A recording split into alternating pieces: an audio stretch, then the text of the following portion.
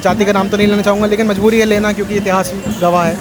तो जो ब्राह्मण समाज था उन्होंने उस टाइम का जो रूढ़िवादी ब्राह्मण समाज था, आज नहीं है ऐसा। ये बहुत बड़ा दुर्भाग्य है कि जो आज की महिलाएं हैं वो अपने महापुरुषों को, जो उनका योगदान है, उनको याद नहीं कर रही है। और स्कूल बंद करने की वही बात है भाई। अगर एक बच्चा भी आ रहा है ना पढ़ने के लिए, तो वो बच्चा उसकी एजुकेशन पूरी कराना सरकार की जिम्मेदारी है। ये नहीं कि स्कूल बंद कर दिया और वो बच्चा कहाँ जाएगा पढ़ने के लिए।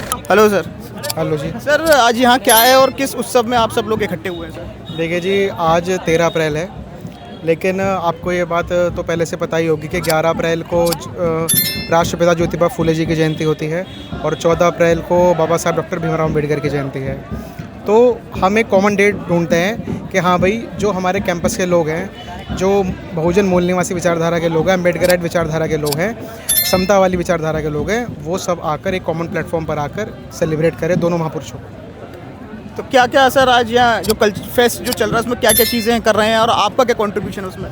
देखिए जी, कंट्रीब्यूशन तो देखिए मेरा अपना नहीं है, सभी बच्चे जो हैं मिलकर करवा रहे हैं। Majorly faculty of law Delhi university के जो छात्र हैं उन्होंने इनिशिएटिव लिया, लेकिन साथ में पूरी की पूरी दिल्ली यूनिवर्सिटी के सभी छात्र हैं।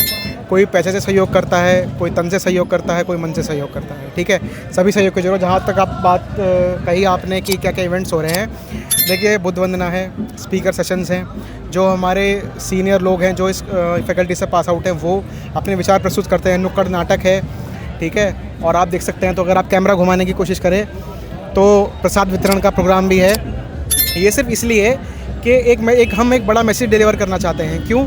कि जो अम्बेडकराइट विचारधारा है वो इस कैंपस के अंदर ज़िंदा है। क्यों ज़िंदा है?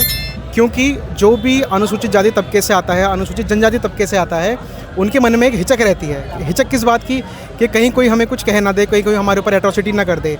ये एक स्तंभ है, ये इवेंट्स कराना एक स्तंभ है कि हाँ, आपके भाई अभी साथ में हैं, आपकी बहनें साथ में हैं, जो आपके सीनियर्स हैं वो आपके साथ हैं। कल को आपके ऊपर कोई उंगली उठाए, कल को आपके ऊपर कोई एट्रोसिटी करने की कोशिश करे, तो वो उससे पंगा लेने के लिए, उसको प्रोटेक्ट करने के लिए ये विचारधारा इस कैंपस के अंदर जिंदा है। यही लड़ाई। सर जैसे आपने ज्योतिबा राव फूले जी के बारे में बताया, तो आप अपने हमारे जो चैनल के माध्यम से यूथ को उनके बारे में कुछ बताना चाहेंगे जो आपको इंस्पायर करता है, या जो उनकी इंस्पायरिंग स्टोरी है जो यूथ के लिए ज़रूरी है जानना?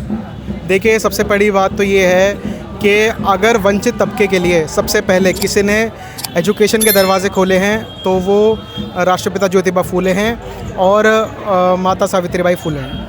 क्यों? क्योंकि सबसे पहले उन्होंने सत्यशोधक समाज की स्थापना करी। ठीक है, जो गरीब बच्चे थे उस टाइम के, वंचित तबके के से आते थे, बच्चे थे, महिलाएं थी, उनको पढ़ाने के लिए स्पेशल अपने लिए स्कूल खोले, ट्यूशन खोले। उन्होंने जो एक, मैं जाति का नाम तो नहीं लेना चाहूँगा, लेकिन मजबूरी है लेना क्योंकि इतिहास गवाह है। तो जो ब्राह्मण समाज था उन्होंने उस टाइम का जो रूढ़िवादी ब्राह्मण समाज था, आज नहीं है ऐसा, तो उन्होंने बहुत ज़्यादा अड़ंगे डाले। ठीक है, सावित्रीबाई फूले जब जाती थी बच्चों को पढ़ाने के लिए तो उनके ऊपर कीचड़ फेंका जाता था। वो व्यवस्था परिवर्तन की लड़ाई थी और वो लड़ाई आज की डेट में कंप्लीट नहीं हुई है, वो लड़ाई जारी है। और उस जारी लड़ाई में तो जो उन्होंने अपने बच्चे तैयार करे हैं, हम उन बच्चों में से एक हैं। हम कुछ छोटा सा प्रयास करते हैं ताकि वो चीज़ कभी रुके ना, वो कारवां कभी रुके ना, वो कारवां आगे चलता है। आपने बार बार बोला, 2 बार मैंने सुना राष्ट्रपिता ज्योतिबाई फूले। मुझे लग रहा है शायद आप मिसअंडरस्टैंड कर रहे हैं। हमारे राष्ट्रपिता हैं महात्मा गांधी और फादर ऑफ इंडियन एजुकेशन है ज्योतिबाई फूले, और पहली महिला टीचर बनी थी उनकी बीवी, है ना? तो हो सकता है गलत हो, बट आपको क्या लगता है जैसे उस समय औरतों के लिए वो पहली महिला खड़ी हुई, वो अपने आप में एक प्रेरणा स्रोत हैं जो सबके लिए ज़रूरी भी हैं। अब लग रहा है कि हमारी जो वुमेन है आज की सोसाइटी की, वो उनको याद करती है, उनके लिए जो उन्होंने कंट्रीब्यूशन दिया, कुर्बानियाँ दी, जिसकी वजह से आज हमारी वुमेन्स स्टैंड ले पा रही हैं। लगता है उनको हम सही से कंट्रीब्यूट कर पा रहे हैं? देखिए जी, ये सवाल तो काफ़ी जायज़ है। ये बहुत बड़ा दुर्भाग्य है कि जो आज की महिलाएं हैं वो अपने महापुरुषों को, जो उनका योगदान है, उनको याद नहीं कर रही हैं। जो हम ये इवेंट्स कराते हैं इसके पीछे का मकसद ही यही है कि आप अपने महापुरुषों को जानो, उनका कंट्रीब्यूशन जानो। आज आप अगर कैंपस में हो, आपने एडमिशन लिया है, तो किसकी बदौलत एडमिशन लिया? ये सिर्फ पर्चा भरने तक सीमित नहीं है, इसके पीछे बहुत बड़ी लड़ाई होती है।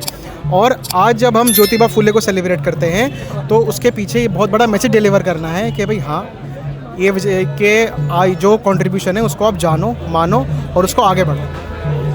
अभी हाल फिलहाल में ना सरकारी स्कूल बंद हुए हैं, 60,000 करीब सरकारी स्कूल बंद कर दिए गए। गवर्नमेंट ने अपने रीजंस दिए, फंडिंग को लेकर स्टूडेंट्स नहीं एनरोल कर रहे हैं, टीचर्स नहीं हैं, इंफ्रास्ट्रक्चर नहीं है, प्राइवेटाइजेशन को मोटिवेट कर रहे हैं। जहाँ एक तरफ हमारे देश के शहीदों ने लड़ाई करी एजुकेशन को प्रमोट करने के लिए, आज एजुकेशन पैसे में बिक रहा है। हम उसको सही करने के लिए क्या कर सकते हैं और यूथ को क्या करना चाहिए? देखिए, सबसे पहली बात तो मैं फंडिंग वाली बात उठाऊँगा।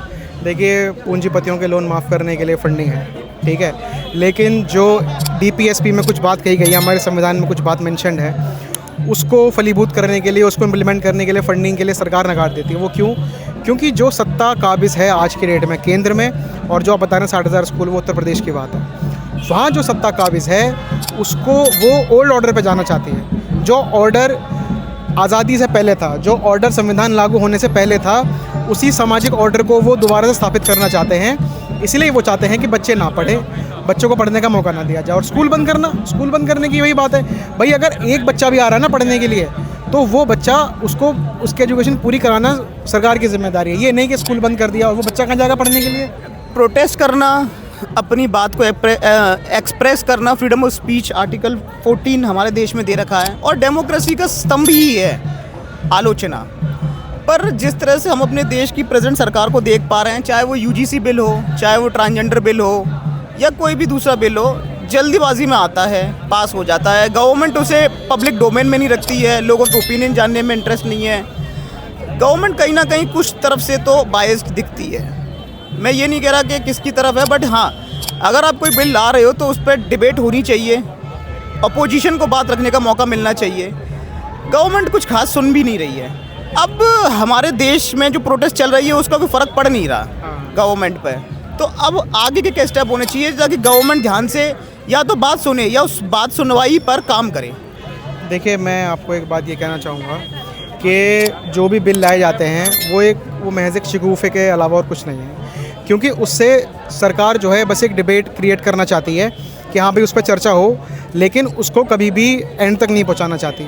क्यों चर्चा? क्यों? जब वो चर्चा करती है तो सरकार आपको मुद्दों से भटकाती है। मेन बात ये है, उनका मकसद नहीं है कि UGC के बिल को इम्प्लीमेंट करना या और कोई सोशल वर्क में काम करना। मेन बात ये है। और जब दूसरी बात आपने कहा कि इसमें काम कैसे हो, देखिए एक बहुत बेसिक सी बात है। जो सरकार आज की डेट में खड़ी है, केंद्र में या अन्य प्रदेशों में है, वो सिर्फ़ और सिर्फ इस बात पे खड़ी है कि हमें हिंदुत्व बचाना है, ठीक है। अब ये तो इस देश को ही चुनना पड़ेगा कि अगर आपको हिंदुत्व बचाना है या आपको अपना देश बचाना है, ठीक है। 2-3 चीज़ें हैं, और इसमें हम सरकार को क्यों दोषी ठहराएं?